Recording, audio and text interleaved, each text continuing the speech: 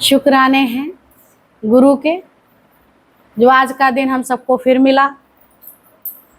ये मेल मिलाप गुरु की बदौलत हो रहा है।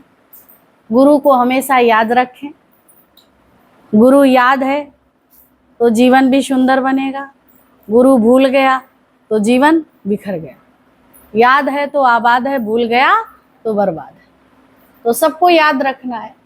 और सबसे कर लो प्रेम, जगत में कोई नहीं पराया। मुझ में ओम, तुझ में ओम, सब में ओम समाया। सभी में ओम है, उसको याद रखो। आकारों से भी अलग हटो, वो निराकार का पसारा है। आकार हमेशा विकारी हैं, पर उन्हीं आकारों के साथ आप रहते हैं। भगवान जब साकार में आते हैं तो उसकी महिमा कुछ अलग ही होती है। वही निराकार साकार बनके जब हमारे लिए प्रकट होता है तो माँ जैसे बच्चे का लालन पालन करती है, वैसे ही गुरु हम सबका लालन पालन करता है।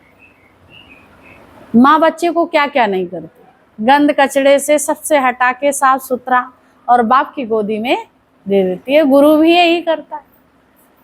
गुरु भी बच्चे को नहला धुला के साफ सफाई करते, गंद कचड़ा हटा के, काजल तेल करके और परमात्मा के हवाले तुम्हें कर देता है। कभी देखा है अगर बच्चा गंदा है तो बाप कभी लेता नहीं है। उंगली ऐसे पकड़े रहेगा, छुएगा नहीं, गोदी में नहीं लेगा। लेता है? जब तक उसे माँ साफ नहीं करती तब तक बाप नहीं उठाता है। उठाता है बताओ? इसी तरह से जब तक गुरु तुम्हारे कर्मों की गति को राइट दिशा नहीं देता, तब तक वो तुम्हारे साथ निरंतर लगा रहता है। सफाई में, धुलाई में चमका देता है। वो तुम बहुत अच्छे हो जाते हो, साफ सुथरे हो जाते हैं, अंतःकरण की शुद्धि आ जाती, मन निर्मल हो जाता। जब निर्मल हो जाता तो भगवत प्राप्ति हो जाती। निर्मल का मतलब है उसमें गंदगी ना होना। कितना स्वच्छ है, कितना निर्मल है जल। वो जल की तरह आप पवित्र हो जाओ। ये मन तुम्हारा इतना पवित्र हो जाए, इसमें कोई बाहर की बात ना आए, दूसरे का मनन चिंतन ना चले, बाहर की दुनिया का जो है अंदर में कोई जगह नहीं रहे। अगर आकारों में जाता है तो उसमें निराकार है ना, उसको देखो। वाह प्रभु, इस रूप में तुम लीलाएं दिखा रहे हो, याद रखो। और जब ये लीलाएं लीलाधारी के देखते हो तो मन मस्त हो जाता है। मन मस्त हुआ फिर क्यों डोले, बाहर नैना क्यों खोले। जब मन मस्त हो गया तो बाहर के नयन अपने आप बंद हो जाते। अगर आपके नयन ये देख रहे हैं संसार, ये चरम चच, तो हम कैसे कहें कि अंदर में वो ज्ञान की आँख तुम्हारे है। विवेक के नेत्र किसने दिया? गुरु ने दिया, हम सबको प्रदान किया। ये बड़ाई है। जब ये ज्ञान का नेत्र तुम्हारा खुल जाता है तो सर्वत्र परमात्मा का दीदार करते हैं, ईश्वर का दीदार करते हैं। और ये तन तो पंच तत्वों का बना है, ये मिलके बना है, सबके सहयोग से बना है, पांचों तत्वों का। ये पांचों देव इसमें लगे तो इसको भगवान कहते हैं। पर पिंड को भगवान नहीं कहते, ये याद रखो। किसको भगवान नहीं कहते? पिंड को। पर ये पांच तत्वों को भगवान कहते, क्योंकि पांच तत्वों का विनाश नहीं है, पर पिंड का विनाश है। ये पक्की बातें कंप्लीट कर लिया करो। ये यथार्थ है। ये भगवान श्री कृष्ण के मुख से निकली हुई वाणी आज दादा के रूप में, प्रमिला भगवान के रूप में, गीता भगवान के रूप में, मम्मी जी के रूप में, कैसे यहाँ माता जी और प्रीतम भगवान के रूप में हम सबको ये तत्व ज्ञान की भाषा सुनने को मिली। नहीं, हम लोग तो जानते ही नहीं थे, तत्व ज्ञान से कोसों दूर थे, बाकी भी नहीं थे। ये गुरु की कृपा है, ये ईश्वर की कृपा है, कई जन्मों का पूर्ण उदय हुआ है, और वो पूर्ण करवाने वाला भी परमात्मा ही है, ईश्वर ही है, जो हमको ऐसी जगह, ऐसे नगर में भेज देता है कि हम सब एक साथ समूह में बैठ के परमात्मा का भजन कीर्तन करते हैं। भजनानंद नाम पड़ जाते हैं, भजनानंद। नाम सांसारिक कुछ और होता है, जब गुरुकुल में जाते हैं तो नाम चेंज कर दिया, आत्मानंद, भजनानंद, है ना, कितने नंद पड़ जाते हैं। तो भजन कीर्तन तुम्हारा मन हमेशा गाता ही रहे। अब उसके लिए ये नहीं है कि शोर मचा के, अंदर में चलता रहे। जब भजन निरंतर चलता रहेगा, भजन की निरंतरता हो जाएगी, तो संसार में किसी के पास ये जाएगा नहीं, गंद कचड़े में नहीं बैठेगा मन। अभी ये भजनानंद नहीं हो पाया। अभी अगर गंद कचड़े में बैठ रहा, बात तो यही है कि अभी जगह जगह ये देखता है, कभी अच्छा देखता है, कभी बुरा देखता है, कभी भलाई, कभी बुराई, कभी कुछ, ये सब खत्म हो जाए। ये नाट्यशाला है संसार, इसमें नाटक चलते रहेंगे, और नाटक में नाटक में अटको नहीं, नाटकों में हम अटक जाते हैं। और ये सारी जो लैंग्वेज बताई जाती है तत्व ज्ञान की, ये सबको बताने के लिए नहीं है, ये छुपा के रखे जाते हैं। ये वचन हीरे मोतियों से लगते। जब तुम्हारी कोई रहनी देखेगा, अभी कई जगह ज्ञान चलता है, तुम 1 घंटे तक या 10 मिनट तक या 20 मिनट तक मौन में बैठते हैं, क्योंकि मन को साधना, मन को देखो, ये मन कहाँ कहाँ जा रहा है। रोज इसमें आंख बंद करके बैठो और ध्यान कहाँ कहाँ जा रहा है उसको देखो। लेकिन यहाँ तो गुरुजी ने सहज समाधि सिखा दी। मन तुम्हारा इतना व्यस्त हो जाएगा, देखोगे, बैठ के बात सुनोगे, तो तुम्हें यहाँ आंख बंद करने की जरूरत पड़ रही है? नहीं पड़ रही है। मन वाणी पे एकाग्र हो गया, रुक गया, यानी गीता के शब्दों पर टिक गया, और टिक गया, तुम्हारा कल्याण हो गया। वो वचन तुम्हारे अंदर चला गया, फिर तुम्हारी रहते रिहाड़ी भी बन गई। किसकी वजह से? गुरु की वजह से। तुम्हें रहनी का ज्ञान कोई प्रदान करने वाला नहीं था, सब कहनी का कहते हैं। हर जगह देखो कहनी है, रहनी है ही नहीं।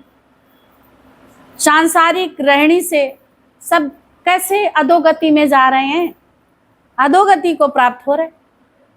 आज रहनी जब दी तो तुम्हारा उद्धार हो गया, कल्याण हो गया, तुम्हें अपने स्वरूप की प्राप्ति हो गई कि नहीं? सबको महसूस होता है, जो जितना आया सठ शुदर संगत पाई।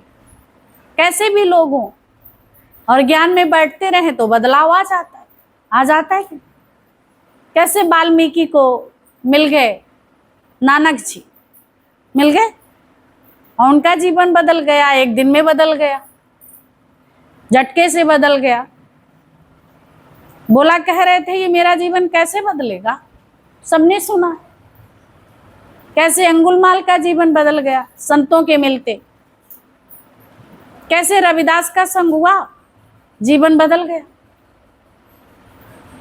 तो हम सबको ये तत्व ज्ञानी जीवन में आया, कृष्ण जैसा गुरु हमारे जीवन में, आत्मज्ञानी, आत्मनिश्चय कराने वाला, तो हम सबका उद्धार नहीं होगा, जरूर होगा, ये विश्वास रखो।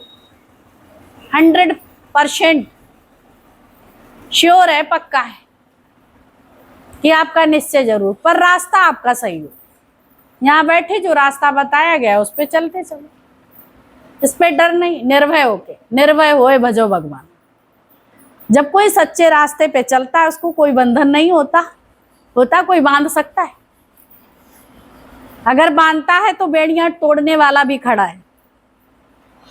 कैसे देवकी और वसुदेव को जब कंस ने हाथ पैर में हथकड़ियां और बेड़ियां पहना दी, जब भगवान प्रकट हुए तो कारागृह के ताले भी खुल गए और बेड़ियां भी टूट गई।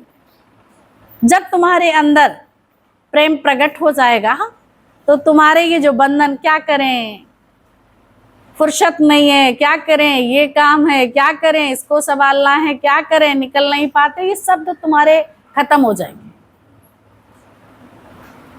कोई शब्द नहीं बचेगा अशब्दी ब्रह्म के आगे, फिर ये शब्द नहीं, अपने आप ये तुम्हारे बंधन कट जाएंगे। तो इसे कहते हैं बंधन मुक्त। निर्बंध कराता है वो भगवान। जब प्रकट हुए तो बंधन मुक्त करा दिया कि नहीं। जैसे गोकुल चले गए वैसे ही फिर हथकड़ियां, ताले और बेड़ियां पड़ गई कि नहीं। लेकिन तुम्हारे जीवन में अगर वो प्रकट हो गया, फिर ये बेड़ियां और ये ताले, फिर हथकड़ियां नहीं पड़ेंगी। समझ रहे हो? पड़ेंगी।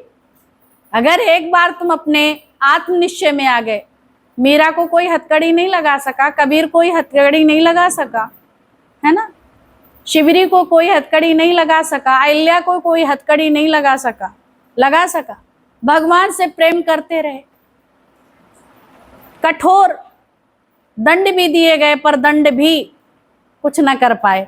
भगवान से मिलने के लिए कोई रोक नहीं सकता। अगर तुम मन बना लो कि हमारा जीवन उसके जैसा, तो दुनिया में कोई ऐसा नहीं है कि तुम्हें रोक पाए। साक्षात भगवान खड़े हो जाएं, वो भी तुम्हें रोक नहीं पाएंगे। ये गुरु का कहना है। नहीं रोक सकता कोई। हम कहते ये रोकता कोई नहीं, हम लोगों का मन रोकता। और जब यहाँ बैठते हैं तो मन ये कहता अरे बैठे ही रहे, जाने ही ना पड़े। लेकिन कर्म तुम्हें उठा के ले जाता, कर्म उठा के ले जाता। बोला कर्म करते हुए तुम्हें भगवान ने भजन कीर्तन तुम्हारे जीवन में भर दिया। बोला भी कितना सुंदर है कीर्तन। तुम भगवान का भजन करते रहो, तुम्हारा जीवन कितना सुंदर हो जाता। तुम झूम उठते, मौज में आ जाते, फिर कुछ बचता ही नहीं है। देह ध्यास भी उतर जाता। जैसे महा चैतन्य प्रभु थे तो उनका जीवन कैसे एकदम शरीर भाव से ही हट गए, देहाभिमान से हट गए। इसी तरह से तुम इधर जब आते हैं तो तुम देहाभिमान से हट जाते, तुम मुक्त हो जाते, मुक्ति का एहसास करते हो। कितने बातों से हट गए। बंधे कहाँ थे? विचारों से बंधे थे। कोई रस्सी और पगैया थोड़ा ही थी तुम लोगों के पास। किसी ने रस्सी से नहीं बांधा था, पर कभी मोह की जंजीरें हमको बांध लेती हैं, कभी इच्छा की जंजीरें ये बांध लेती हैं। इच्छा रूपी जंजीर, कभी मोह रूपी, कभी कामना रूपी। इच्छा और कामना एक ही बात है। तो ऐसे बंधे थे, कभी अपने शरीर से, इसके सुख से, कभी आलस बांध लेता, कभी कुछ, कभी लोभ, कभी मोह, कभी मत, कभी मत्सर। फिर ये बैर विरोध कराता रहता सारा समय, पर चिंतन में रहता। अब गुरु कहता स्वचिंतन में आओ। सारा जीवन तो परिचिंतन किया, कैसे लुटेरा बना, लूट लूट के अपने घर का भरण पोषण करना। और जब गुरु नानक साहब आए तो यही कार्य कर रहे थे। जो भी आता था उसको लूटपाट करते थे। तो उन्होंने कहा कि भाई क्या बात है? बोला मैं लुटेरा हूं, मैं लूट लेता हूं। बोला किसके लिए लूटते हो? बोला अपना घर परिवार, मेरा भरण पोषण चलता है घर परिवार का, मेरा यही व्यवसाय है, रोज का मेरा धंधा है, मैं डाकू हूं और इसी से मेरे परिवार का खर्चा चलता है। तो गुरु नानक जी मुस्कुरा के कहने लगे ठीक है, तो जाके ये बात घर में पूछ के आओ, तब तक मैं यही हूं। कि वो नरक के भागीदार क्या होंगे, तुम्हारे में हिस्सा लेंगे। तुम्हें अगर दंड या सजा दी जाए तो उसमें भाग लेने के लिए वो तैयार हैं। बोला तुम बड़े चालाक हो, हमें मूर्ख बनाना चाहते हो और तुम भाग जाओ, बिना लूटे तो मैं जाने नहीं दूंगा। बोला अगर विश्वास नहीं है तो इस पेड़ से बांध दो, और बांध दो, आप जाओ पूछ के आओ। आपको लगता है तो लूट लेना, लूटना ही तो है, मैं आपको विश्वास दिलाता हूं यहां से कहीं नहीं। तो उसने क्या किया, रस्से से बांध दिया। गुरु नानक साहब को रस्से से बांध दिया और बांध के वो चले गए। जब गए घर पे सबसे पूछा, बड़े आराम से बैठे, पूरे परिवार को बुलाया, बाल बच्चों को बुला के, बीवी बच्चों को, माता पिता जो परिवार में होते हैं सदस्य, बोला जो कार्य हम करते हैं और उसी से खर्चा चलता है। बोला हाँ, और उसी से घर परिवार का ये सब हिसाब किताब होता है। और अगर मैं जेल गया या मुझे नरक जाना पड़ा, कर्मों की सजा मिली, तो क्या आप भी बंटवाएंगे? बोला ये मेरा काम नहीं है, चोरी तुम करते हो, जेल में तुम डाले जाओगे, हमें इससे क्या लेना देना, तुम्हारा काम है घर का भरण पोषण करना, तुम इस घर के वो परिवार चलाना। अब तुम कैसे करते हो ये तुम जानो, तुम कैसे करते हो तुम जानो, मैं क्यों जानूं? ये तुम्हारा काम है घर परिवार का खर्चा चलाना। अब कैसे करते कैसे नहीं करते, हम उसमें क्यों जाएं? मैं सजा क्यों भोगूं? उसके पाप के भागीदार मैं क्यों बनूं? आप बनेंगे। आंखें खुल गईं संत की युक्ति से। अगर संत जी ज्ञान देते तो उस बात नहीं समझ में आती, पर पूछने के लिए भेजा, और उन्हीं से आंसर, जिनके लिए रात दिन बुरे कार्य हम लोग करते हैं बाल बच्चों के लिए, वही तुम्हें ठुकराते हैं। तो वहां जाके ऐसे जब कहा तो गए, उन्होंने छोड़ा। बोला क्या जवाब मिला? तो उन्होंने कहा ये जवाब मिला। उसी दिन से वाल्मीकि को बैराग आ गया। आवाज कैसे, रामायण, वाल्मीकि रामायण का वर्णन उन्होंने किया जब ये लीला हुई भी नहीं थी, और सारी लीलाओं का वर्णन कर दिया। और कैसे हुआ, राम नाम तो जानते ही नहीं थे, तो उन्होंने कहा राम का नाम बोलो। बोला राम, राम कहा करो, जपा करो, ये नाम दे दिया उन्हें। तो बोला ये तो मुझे जप नहीं, मैं तो मारा काटी करने वाला, मुझसे राम निकलता ही नहीं है, मैं कैसे राम बोलूं? मरा मरा, जब राम कहें तो वह मरा मरा बोले।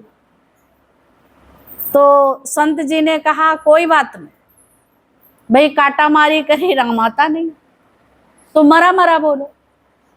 मरा करते करते मरा मरा मरा मरा राम राम आने लगा। तब बोला गया उल्टा नाम जपत जग जाना और वाल्मीकि भय ब्रह्म समान। तुम भाव से भगवान का स्मरण करता था और मरा मरा कहता था, भगवान के पास भाव पहुंच गया।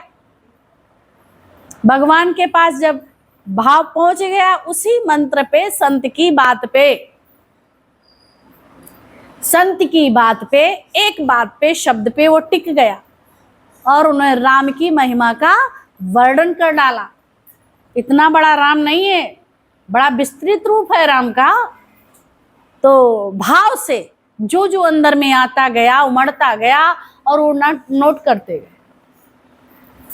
निरंतर उसी में लगे रहते थे, नोट करते गए, कहीं ध्यान गए ही नहीं, ना खाने में ना पीने में। शरीर को भूख लगी तो उसको दे दिया, नहीं तो वो बैठे परमात्मा के ध्यान में। भूख प्यास की सुध विसर गई, जब इसको जरूरत पड़ती थी दिला देते थे, चिंतन उठते हुए भी वही चलता था। तो जो भी आता था जल्दी पीते खाते थे और तुरंत नोट किया। जो शब्द आए हिलोर में उनको नोट कर लो। कभी आप होते हैं तभी डायरी पेन और टेप लोग अपने पास, जो भी कवि लोग हैं, जो भी ज्ञानी लोग हैं, संत महात्मा हैं, वो नोट करते रहते, या उनके साथ वो नोट नहीं करते लोग रहते हैं, उनके भक्तगण जो उनके भाव को समझते संत महात्माओं को, तो वो नोट करते रहते, वो कलेक्शन में आ जाता। तो ऐसे बहुत उन्होंने जो है नोट किया और नोट करने के बाद उन्होंने रामायण की रचना की, वाल्मीकि रामायण की रचना की, और उसमें सारी राम की लीलाएं दी हैं, उनके चरित्र का वर्णन उन्होंने किया कि नहीं। और एक तुलसीदास रामायण है, तो उन्होंने भी अपने भाव भक्ति से वर्णन किया। उनका जीवन कहता था विषयों से लथपथ था, इतने विषयासक्त थे, जो सर्प को पकड़ के चढ़ गए। सभी ने दृष्टांत सुने हैं। और कैसे जब समय आया और कैसे परिस्थिति की मार पड़ी और पलटा खा गए। ब्रह्मा कार्य वृत्ति हम लाए गुरुद्वार से, मेरे मनमा तू रखना इसे सवाल के। किसी न किसी का सहयोग होता है मेरे जीवन में, हर किसी के पास, तब यहाँ हम लोग आए। किसी को कोई, किसी को कोई, किसी को कोई, तो सबके थैंक्स बोलते चलो। कोई अपने आप नहीं चलने लगता, उसमें कोई है खड़ा, तो भगवान है ना मेरे साथ, वही हमको चलाने वाला। कभी नहीं अभिमान आएगा मैं अपने आप चला, मैं अपने आप ज्ञानी हो गया, मैं अपने आप इतना बड़ा हो गया, मैं अपने आप सब कुछ कर गया। नहीं, आज जितने महापुरुष, उनके भी जीवन में कोई ना कोई आया। जब वाल्मीकि जैसे इतने भगवान के निश्चय में चले गए, तो क्या हम सब नहीं जा सकते? पर उनकी तरह लगलगा होके कार्य नहीं हो रहा, ये खूब अच्छी तरह से ईमानदारी से कार्य नहीं हो रहा, वफादारी से नहीं हो रहा। हम सब बेवफा। अब ये वफा करना गुरु सिखाता है, बेवफा ही तो थे, लेकिन अब वफा करनी आ गई। अब बेवफा नहीं हो, प्रयास में सब लगे, और प्रयास करो और प्रयास करो। बाप कभी नहीं कहता बेटे से तू प्रयास करना छोड़ दे। मंजिल पे चढ़ जाने के बाद भी वो कहता सावधान। बोला आप क्यों सावधानी के लिए कहते हैं? अब सावधानी के लिए तो इसलिए बोला है, बोला एक सीढ़ी शिष्य चढ़ रहा था, बड़ा खुश था, 1 2 3 4 5 6 7 8 ऐसे चढ़ते चला गया। और जैसे ऊपर वाली सीढ़ी पे चढ़ा तो संत जी ने कहा बेटा सावधान रहना। उधर से जवाब आया, अरे बड़े अजीब हैं ये, इतनी सीढ़ियां चढ़ गया तब तो गिरा नहीं, और ऊपर वाली छत सीढ़ी रह गई लास्ट वाली, तो उस पे कहते बेटा सावधान। तो यहाँ आके बहुत ऊंची नीची सीढ़ियां आप चढ़ जाते, लेकिन लास्ट में तुम्हें अभिमान आ जाता, अहंकार आ जाता, वहीं से खटाखट सीढ़ियां नीचे उतरने लगते, आपको पता भी नहीं चलता कब हम धरती पे आ गए। आसमां से धरती पर कैसे आ गए? और मन कहता रहता तुम तो बड़े शयाने हो, तुम तो चढ़ गए हो। फूलने लगता, मुस्कुराने लगता, बड़ा गदगद होने लगता, मेरे जैसा तो कोई नहीं है, मैं बहुत सुंदर बोल लेता, मेरा अनुभव बहुत अच्छा है, हमें गुरुजी ने रखा है, इसलिए रखा, मैं बहुत अच्छा बोलता था, इसलिए ये सब किया, इसलिए मुझे प्यार दुलार मिला, इसलिए हमारी रख रखाव करी, इसलिए मेरा सब किया। यही तुम्हारा सीढ़ियां उतरना हुआ। ये कहो सौभाग्य है हमारा जो गुरु ने स्वीकार किया। लेकिन हम लोग उल्टी भाषा बोलने लगते हैं। बताया भी, अगर मैं रूठ जाऊं, भगत क्या कहता है भगवान से, अगर मैं रूठ जाऊं तो मुझे मनाना नहीं, मैं अगर मैं रूठ गया मनाओगे तो अहम चढ़ जाएगा, बेकार हो जाऊंगा। तुम सोचते हैं हम रूठ जाएंगे तो गुरु मनाने आएंगे। जो बच्चा रूठता है और माँ मनाती रहती है, वो बच्चा बिगड़ जाता है, कभी प्रोग्रेस नहीं करता। ऐसा नहीं है कि माँ को करुणा नहीं है, करुणा है, लेकिन नहीं, क्योंकि अगर वो आ जाए उसको उसके बिना, माँ के बिना चैन न पड़े तो उसका जीवन बन जाएगा। अगर उसको अहम है और अंदर में ये है कि मुझे बुलाने आए, तो वो कभी अगर बुला के आए फिर वो गुस्से में जाएगा, रोज नाटक करेगा, फिर उसकी ग्रोथ नहीं होगी। जो माँ रूठता रहता बच्चा, रोज मनाती रहती, खिलाती रहती, फिर वो रोज रूठता है, आए दिन रूठता है। तो ये समझ लो, ये अब प्रोग्रेस होने वाली नहीं, इसलिए रूठने मनाने वाला कार्य नहीं करना, नहीं तो हमारी किस्मत ही रूठ जाएगी। ये याद रखो। रूठने की बात क्या है? जो राज को जान गया वो महाराज है, जो राज को नहीं जाना वो नादान है। तो राज जान जाओ तो तुम महाराज बन जाओ। तुमने महाराजा वाला सोफा, बेड, ये सब देखा है? महाराजा का लेंगे, महाराजा का लेंगे, हर चीज महाराजा की लेंगे, फिर मिक्सी भी महाराजा की लेंगे, लेंगे कि नहीं? बड़ा जो है चलन था महाराजा का, सोफा भी महाराजा का, हर चीज महाराजा की। तो चेयर भी महाराजा की। फिर महाराज बन जाओ, हमको महाराजा मिला है तो हम महाराजा जैसे बन जाएं। हमको तत्व ज्ञानी जीवन में मिला है तो हमारा जीवन भी तत्व पे ही नजर रखे, मन हमारा वहीं रहे। मन बेचे सतगुरु के पास, तिस सेवक के कारज रास। जो मन परमात्मा को, गुरु को जिसने दे दिया, फिर उसमें हीरा मोती जवाहरात, फिर उसमें कंकड़ पत्थर नहीं, गंदगी नहीं है, उसमें कचड़ा नहीं है, फिर वो मन अमन हो गया, उसे चैन मिल जाता है। चैन कहाँ मिलती है? गुरु के पास। दुनिया में चैन नहीं है, तुम कितने भी प्रयास कर लो, वहां बैठे रहो, वहां चैन नहीं मिलने वाला जब तक चैन तो गुरु के पास है। भजन भी गाते हैं, दिल लूटने वाले जादूगर, दिल लूट लेता है वो। आज गुरु क्या कहाँ डाका डालता है? प्रमिला भगवान अक्सर बोलते थे कि भगवान कहाँ डाका डालता है? दिलों पे डाका डालता है। किस पे डालता है? दिलों पे। लेकिन दुनिया वाले तुम्हारी धन दौलत, तुम्हारे चीजों पे वो डाका डालने आते हैं। तो और गुरु किस पे डाका? डाका वो भी डालता है, पर वो डालता तुम्हारे दिल पे। दिल के बिना तो रह ही नहीं सकते। अब जब दिल उसके पास है तो आपको दौड़ के जाना ही पड़ेगा। तो सुबह सुबह अगर नहीं लेट हो जाते तो दिल खिंचती है, बड़ी अंदर में तड़प होती है। किसी कारण बस आप रह जाते हो तो तड़प होती है, क्या करूं, कैसे करूं, प्रयास भी करते हैं, कोशिश कभी ऐसा होता है कि नहीं निकल पाते, तो और तड़प होती है। अगर प्रेम है, अगर दिल तुम्हारा चला गया है तो दिल तुम्हें बैठने नहीं देगा, दिल लेने जरूर आओगे, तभी करार मिलता है। तुम रोज आते हैं, ले जाते हैं दिल, और सुबह फिर वो चला, तुम उठते ही हैं तभी दिल खींच लेता है। पर तुम्हें लगता है जल्दी जल्दी करो और उसके बिना चैन नहीं, दिल मेरा वहीं है।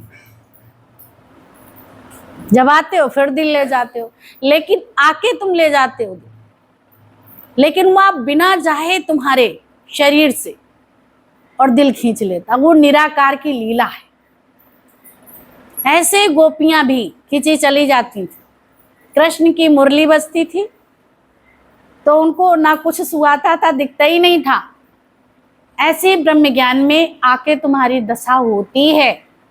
कोई कुछ भी कहता है, तुम्हें उससे दिल लगी नहीं होती है, तुम्हें दिल लगी होती है उस बांसुरी को सुनने से, मुरली को सुनने से। मुरलीधर मनमोहन, मुरली सुनने के लिए गोपियां जाती थी और कार्य शाम को वही धुन चढ़ी रहती थी, और नशे में जो है सो जाती थी। मार पड़े या डांट पड़े कुछ भी असर होता ही नहीं था। लोग तंग आ गए, क्या बताएं इनको क्या हुआ और क्या इनको मिल गया, कुछ समझ में मेरे नहीं आता। चाहे इनको मारो, चाहे काटो, कुछ भी करो, खाने को दो, बंद कर दो।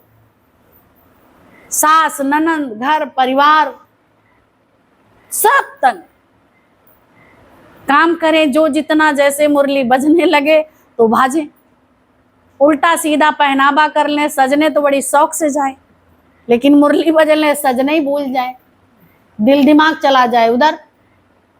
जब दिल दिमाग चला जाए तो कौन ये सजे और समरे। भगवान बहुत प्यार करते थे, क्योंकि सीधी सादी गोपियां।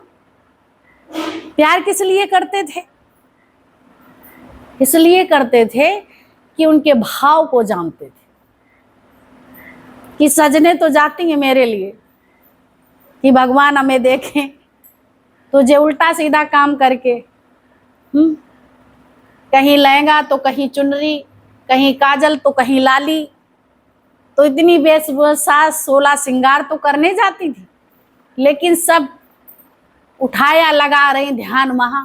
अब ये नहीं पता लिपस्टिक पोत रहे हैं कि काजल। ये सब काम करते थे। ये जब प्रेम की कथा चलती है तो मन इतना मग्न हो जाता है। कितना तुम प्रेम की गाथा को सुनो, रोज वही आप सुनिए तो ये लगता भगवान की प्रेम की लीला चल जाए तो मैं तृप्त हो जाऊं। इसलिए प्रेम के भजन भी भगवान के गाते हैं। प्रेम परमात्मा है। जब प्रेम के भजन, तुम प्रेम कम हो जाए, तुम्हारा धीरे धीरे स्लो पड़ने लगे अग्नि प्रेम की, तो प्रेम के भजन गुनगुनाना शुरू कर दो, तुम्हारी जो है समाधि लग जाएगी।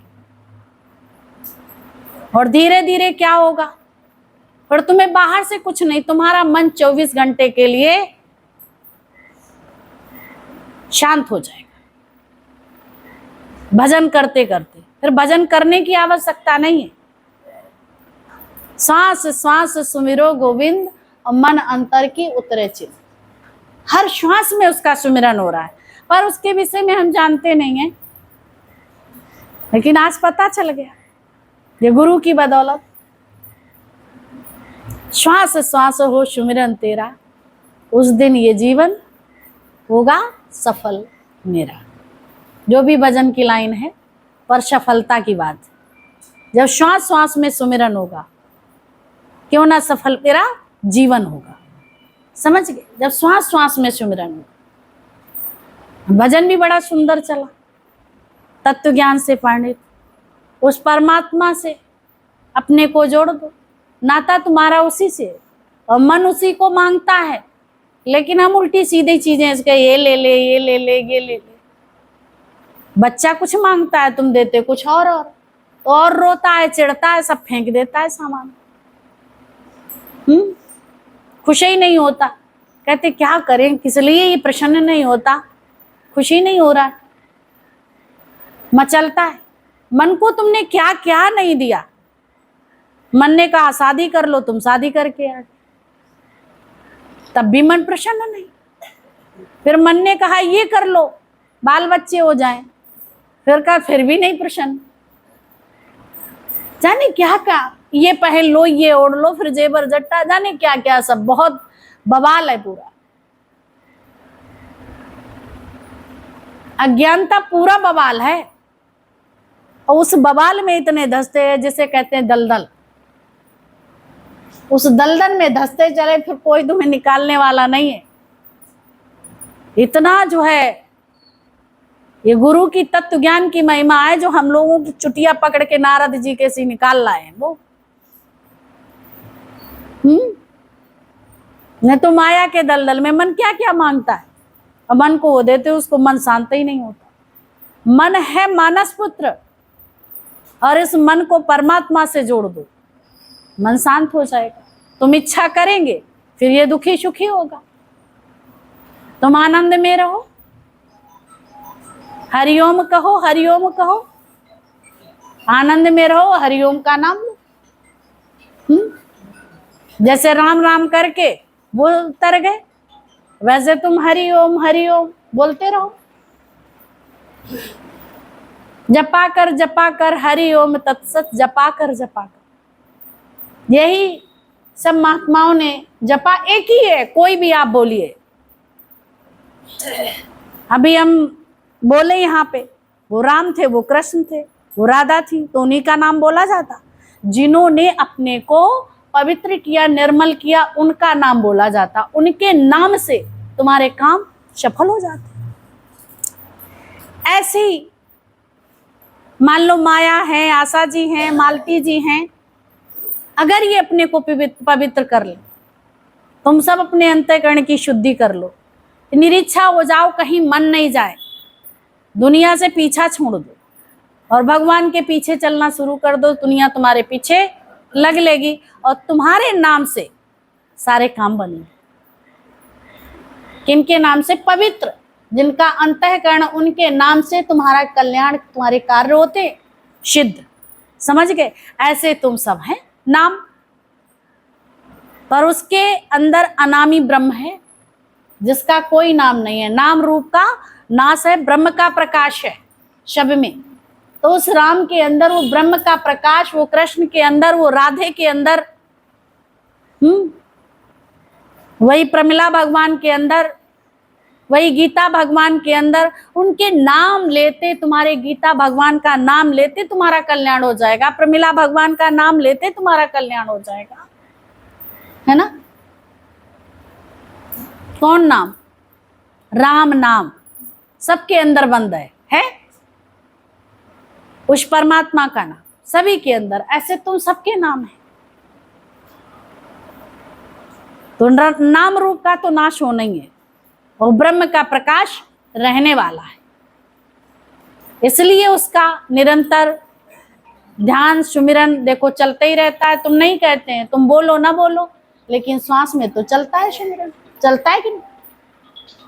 लेकिन जब उस पर ध्यान रखोगे केंद्रित, तो तुम्हें सफलता मिलेगी। ध्यान तुम्हारा दाएं बाएं है तो सफलता कैसे मिलेगी? तो ध्यान से कोई भी कार्य करते वही सफल होता है जो ध्यान से किया जाता है। चाहे वो कुकिंग का करो, छोटा से छोटा, बड़ा से बड़ा, सफलता जब ही मिलती है जब तुम ध्यान से कार्य करते हैं। और ये अपना उद्धार भी अगर ध्यान से करेंगे तो तुम्हें सफलता चरण चूमेगी। ये गुरु का वचन है, तुम्हें कोई अपने पथ से भटका नहीं सकता अगर तुम नहीं भटको। ठीक है? एक लक्ष्य करो, कोई कुछ कहे, कोई कुछ करे, कोई कहे ये नाम लो तो ये नाम लो, इससे उद्धार होगा। नाम कोई भी भगवान का, और गुरु तुम्हें कितने रोज नाम देता, कोई भी नाम पकड़ो। गुरु का आदेश, और तुम्हें स्पष्ट तौर से मानता नहीं, चलो ऐसे करके ऐसे करके, तुम्हें स्पष्ट बताता। लोग तुमसे कह देते हैं अरे वहां तो नाम दान नहीं होता। नाम के दान से, हरिओम के नाम से ही जो नाम है, नाम हरिओम, ये नाम के ही नाम से सत्संग का नाम हरिओम सत्संग पड़ा है। समझ गए? हरिओम, चाहे हरिओम बोलो, चाहे हरिओम तत्सत बोलो। लोग पूछने लगते हैं तुमसे कि तुम्हारे गुरु वहां तो जाते हैं, नाम नहीं देते। वो स्पष्ट तुम्हारे कान या कैसे, तुम एक ही हो, अगर 10 हो छुप के तो दिया जाए, कि अलग अलग है कोई तो अलग से दिया जाए, कान फूंका जाए। अब जब एक ही है तो किसका कान फूंकू, किसका ना फूंकू, बताओ। अच्छा, ब्रह्म एक है, यहाँ तत्व ज्ञान की बात है। तुम सब बैठे एक ही हैं, तो हम अलग अलग करके क्यों तुम्हें दें? तो सीधी हम बात बता देंगे ना। तुम बोलते हैं हरिओम हरिओम, बोलते हैं नहीं? कैसे सुंदर जो है जीवन बना देता है गुरु। तो सीधा तुम्हें बोलना। तो कोई तुमसे अक्सर कहता क्या नाम दिया, तो बोला तुम अपना नाम बताओ, तुम कह सकते हो। वो भटकाने के लिए तुम सबको।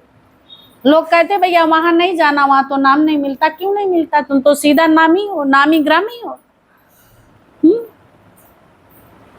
इतना ऊंचा जीवन तुम्हारा बनाता, तुम फेल होके आ जाते हो, मार खा के आ जाते हो। उनके कहने से, बहकाने से चले जाते।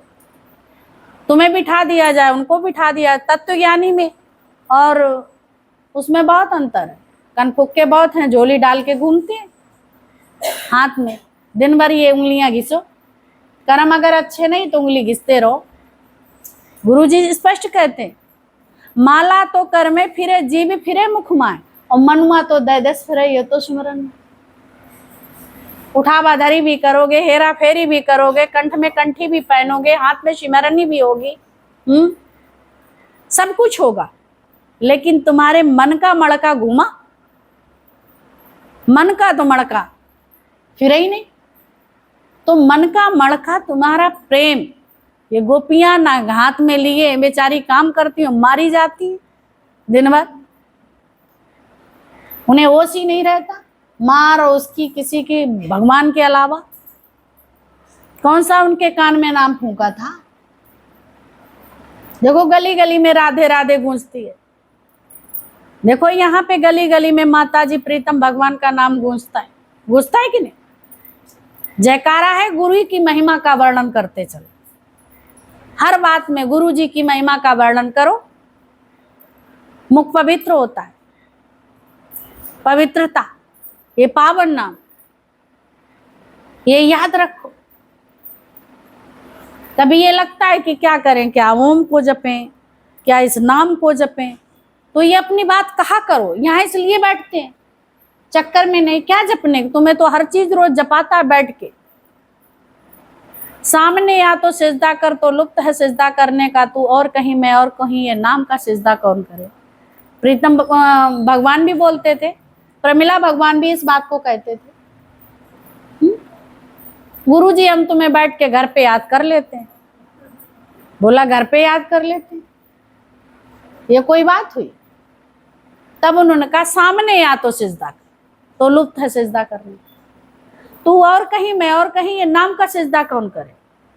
तो सब तुम्हें नाम दे के छोड़ देते, साल 10 साल आएंगे या नहीं आएंगे, कि मरे हैं कि जिए, कोई खबर भी नहीं है तुम्हारी।